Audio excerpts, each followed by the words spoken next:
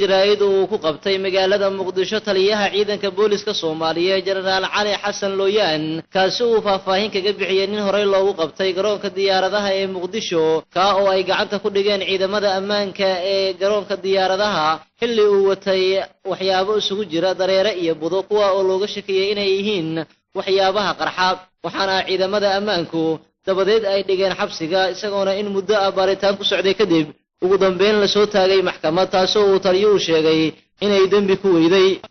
ciidamada ammaanka ee gagada diyaaradaha ayaa qabtay nin wata alaab laga shakiyay oo isugu jira saliinge oo ku jiro wax dareere ah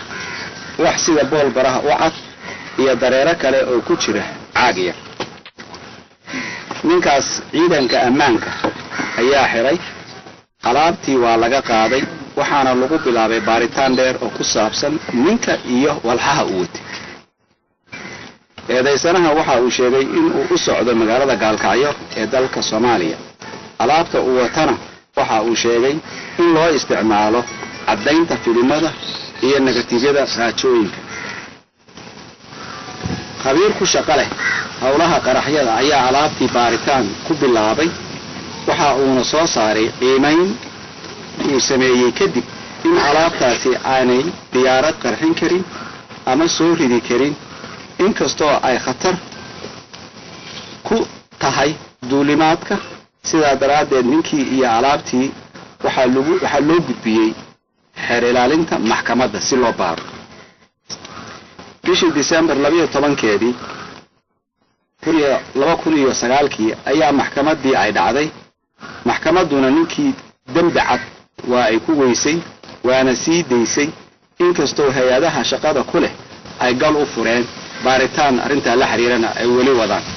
General Ali Madoobe ayaa waxa uu sheegay in arrinkan uu la mid yahay dhacdadii isna lagu qabtay nin watay dareere iyo waxyaabo kale oo isugu jira budo loogana shakiyay inay ahaayeen waxyaabaha qarxa kaasoo lagu dhex qabtay diyaarad laga lahaa wadanka Mareykanka dowladda Soomaaliyeed iyada oo ka faa'iideysanaysa fursadan ah in adduunku indhaha ku hayo waxa ay cadaynaysaa in ay diyaar u tahay in ay laban laabto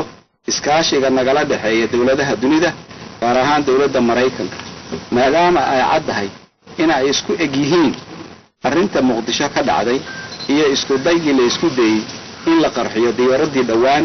ku degtay magaalada Detroit dawladda ku meel gaarka ah ee Soomaaliya ayaa horay gacanta ugu dhigtay tiro 2 jeer ah lacagaha nooca dollarka madow kuwaas oo la doonayay in laga dhoofiyo garoonka diyaaradaha aadan cadde iyagoona ku sii jeeday qaar ka mid ah gobolada dalka Soomaaliya.